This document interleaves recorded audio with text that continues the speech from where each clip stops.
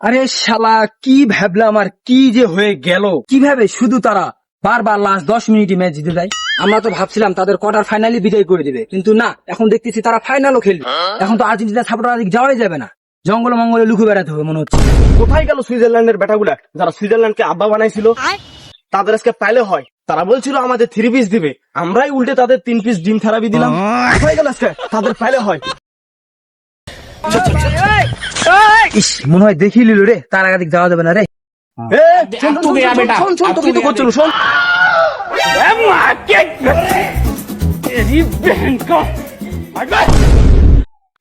শালা শুধু একটুর জন্য পাইলাম না, পড়ে গেলাম তাই। 3 পিস দিবি বলছিলি, 3টা ডিম সিদ্ধ দিতাম, ডিম সিদ্ধ দিয়েছি ওটাই পাকার ভিতর ঢুকে দিতাম একদম।